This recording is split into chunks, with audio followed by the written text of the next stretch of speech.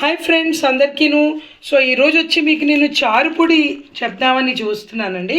So మా mother వచ్చి చారు పెట్టేవారండి. అసలు ఎంత మంచి వాసన వస్తుందండి చారు చేసినప్పుడు. దానికి కావాల్సినటువంటి ఇంగ్రీడియంట్స్ చెప్తున్నాను వినండి. ధనియాలండి, ధనియాలు 1 కప్పు తీసుకున్నాను. కందిపప్పు అండి ఒక 3-4 స్పూన్లు అండి. తర్వాత జీలకర్ర అండి, తర్వాత ఎండుమిరపకాయలు, తర్వాత మిరియాలండి, ఇదిగోటండి మిరియాలు కనిపిస్తుంది కదా, మిరియాలు, బియ్యము. ఓకేనండి, మళ్ళీ ఒకసారి చెప్తున్నాను చూడండి.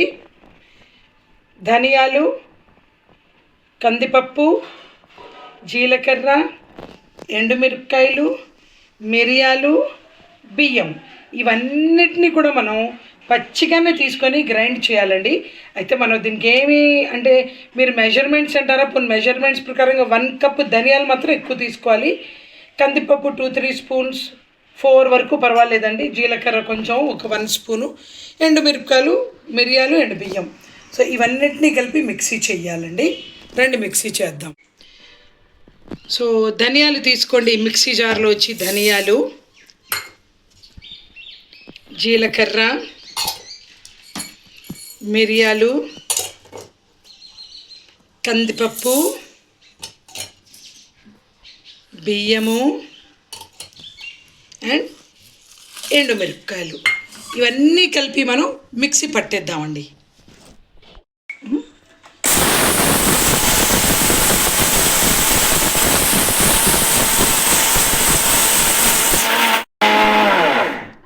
సో ఫ్రెండ్స్ చూద్దాం ఇప్పుడు ఎలా అయిందని. చూడండి ఎంత బాగా అయిందో పౌడర్. సో అంతేనండి, అయిపోయిందండి ఇది. సో దీన్ని ఒక పొడిగా ఉండేటువంటి ఒక గ్లాస్ జార్లో తీసుకుందామండి మనము. ఇలా ఉంటుందండి పొడి, చూడండి. ఇలా మనం తీసుకొని డ్రైగా ఉండాలండి బాటిలు, అందులో మీరు తీసేసుకోండి.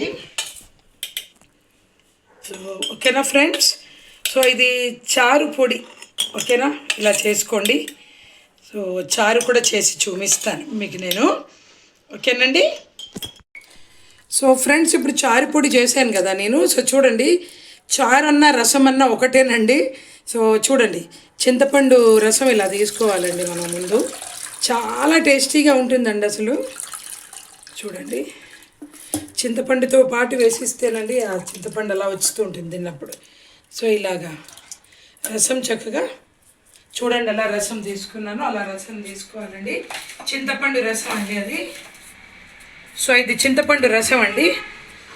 ఇప్పుడు ఈ 2 టొమాటోల్ని కూడా మనం మిక్సీ పట్టుకుందామండి. సో ఫ్రెండ్స్ ఇది వచ్చి ఓన్లీ టొమాటోస్ అండి, మనం గ్రైండ్ చేసేసుకుందాం, ప్యూరీ చేసుకుందాం, టొమాటో ప్యూరీ. ఓకేనండి, రండి.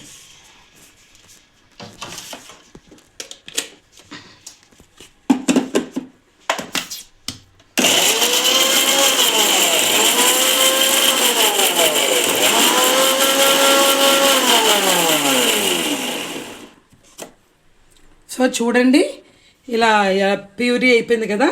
సో ఇప్పుడు దీన్ని తీసుకొచ్చి ఇలా తీసుకున్నాం, పొయ్యి మీద పెట్టేసానండి. సో ఇందులో కలిపియండి, మరుగుతున్నప్పుడు ఇలా వేసియండి ఇందులోని. సో కొంచెం వాటర్ వేద్దాము. సో ఫ్రెండ్స్ చూసారు కదా, ఇది మనం వచ్చి మొత్తాన్ని ఇలా కలిపేసుకోండి. ఇప్పుడు ఇందులోని మనము ఏంటి వేయాలో చూపిస్తాం.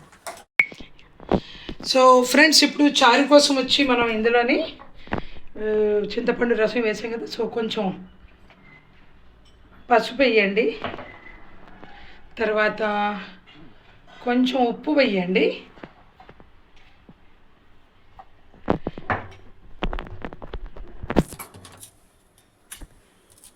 గ్రీన్ చిల్లీస్ కూడా వేసేయండి. వేసేసి అది అలా మరగనివ్వండి. అలా సో ఇలా ఇలా కలుపుకోండి చక్కగాను, ఇలా మరగనివ్వండి.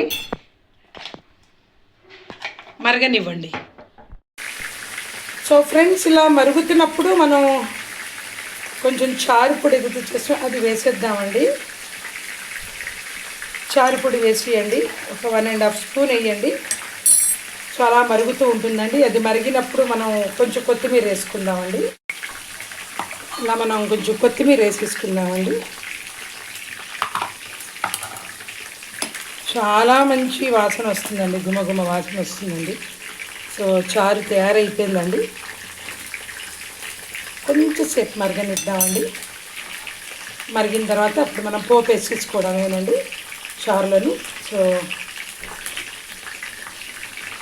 ఆపేస్తున్నానండి, పోపు వేసుకుందామండి. సో ఫ్రెండ్స్, నూనె మరుగుతుందండి చారులో పోపుకి. సో చూశారు కదా, ఇదిగో ఇలా మరుగుతున్నాం. ఇలా చేస్తున్నప్పుడు పోపు వేసి అందులో కొంచెం ఇంగువ వేయండి. జీలకర్ర, ఆవాలు, ఎండుమిరపకాయలు, ఇంగువ. ఈ పోపులో వచ్చి జీలకర్ర, ఆవాలు, ఎండుమిరపకాయలు, ఇంగువ. శుభ్రంగా దాన్ని కొంచెం వేగిన తర్వాత చారులో వేసేసుకోవడమే. చాలా బాగుంటుంది చారు, మీరు ట్రై చేయండి. ఈ పొడి మీరు చెయ్యండి. పొడి చేసిన తర్వాత బయట కొనుక్కుని కంటే మన ఇంట్లో చేసుకుంది చాలా హైజీన్గా ఉంటుందండి. ఒకసారి చేసి చూసి నాకు చెప్పండి ఫ్రెండ్స్ మీరు. సో అయిపోయింది, మరిగిపోయింది. ఇది చూడండి.